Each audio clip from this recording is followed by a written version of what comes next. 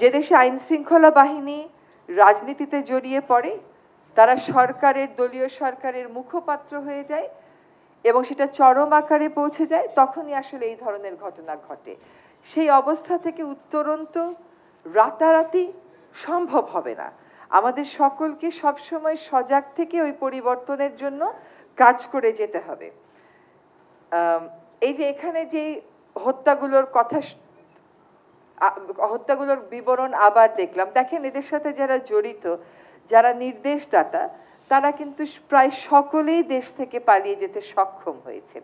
এই যে দেশ থেকে তারা চলে যেতে সক্ষম হলেন, এইটাও তো একটা বিচারের দাবি রাখে যে তারা কেমন করে দেশ থেকে চলে গেল। আপনি তাদের অনুপস্থিতিতে তাদের বিচার করবেন, তারা উপস্থিত থাকলো না, তাদেরকে আমরা উপস্থিত রাখতে পারলাম না। এইখান থেকেও কিন্তু আসলে বোঝা যায় যে রাষ্ট্রযন্ত্রের কোন কোন জায়গায় বিচারহীনতা একটা স্বাভাবিক বিষয় হয়ে দাঁড়িয়েছে।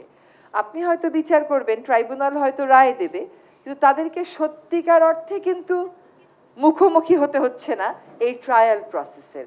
এটা তো আসলে কোনোভাবেই মানা যাচ্ছে না। ওই রকম বৈরী আবহে আমাদের তথ্য প্রমাণ সংগ্রহ করে সকল যুক্তি বিশ্লেষণ করে বিচারে যেতে হবে স্বচ্ছতার সাথে। নিশ্চয়ই আইন মন্ত্রণালয় সেই কাজটা করবে। বসুন্ধরা টিস্যু, অসত্যতার বিরুদ্ধে এক বিন্দুও ছাড় নয়। আমরা এখনো গ্রেফতার বাণিজ্য, মামলা বাণিজ্য এই সমস্ত শব্দ থেকে মুক্তি পেলাম না। তো এগুলো এখনো চলছে।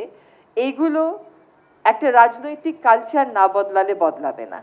এটা যদি আপনি ঠিকও করে দিয়ে যান, কিন্তু রাজনৈতিক কালচার যদি না বদলায়, রাজনীতি যদি বিচারটাকে নিজের মধ্যে ধারণ না করে, তাহলে এই পরিবর্তন আসলে কখনো প্রাতিষ্ঠানিক হবে না। আমরা আর কসমেটিক কোনো পরিবর্তন দেখতে চাই না, সত্যিকার অর্থে মূল্যবোধের জায়গা থেকে পরিবর্তন দেখতে চাই। আমাদের একটা কথা মনে রাখতে হবে, যারা এই খুনগুলো করেছেন তাদের সমর্থকেরা কিন্তু বিভিন্ন সেক্টরে এখন এই সমাজে আছে। যদি না থাকতো তাহলে পালিয়ে গেল কেমন করে?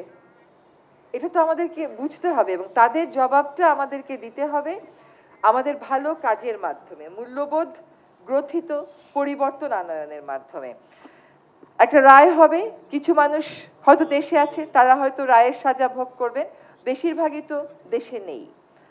ফলে বিচারের আরেকটা দিক নিয়ে আমাদের সকলকে ভাবতে হবে যে আমাদের সন্তানেরা যে তাড়নার থেকে জীবন দিয়েছেন, একটা পরিবর্তিত বাংলাদেশ যদি না গড়েন, কিছু ফাঁসি, কিছু কারাদণ্ড দিলে কি সত্যিকার বিচার হয়ে গেল? আমাদের সত্যিকার বিচারটা হবে একটা মূল্যবোধ কেন্দ্রিক সমাজ আর রাষ্ট্র ব্যবস্থা গড়ে তোলার মাধ্যমে।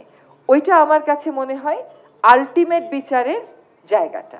দেশটা পরিবর্তিত হবে, এইরকম ভাবে কাউকে আর প্রাণ দিতে হবে না, সকলেই দেশকে, দেশের নাগরিক হিসাবে যে সুরক্ষা পাওয়ার কথা, যে বিবেচনা পাওয়ার কথা, সেটা পাবেন।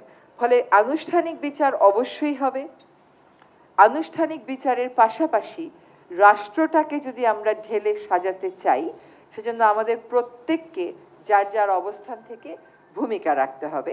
আর সেই পরিবর্তনটা তখনই আসবে যখন আমাদের রাজনৈতিক সংস্কৃতিতে ব্যক্তি স্বার্থ, গোষ্ঠী স্বার্থ, দলীয় স্বার্থ সরে গিয়ে জাতীয় স্বার্থ প্রাধান্য হবে। চলেন আমরা সবাই মিলে ওই জাতীয় স্বার্থের জায়গাগুলো আমাদের ভবিষ্যৎ নেতাদেরকে ভালো করে দেখিয়ে দেই এবং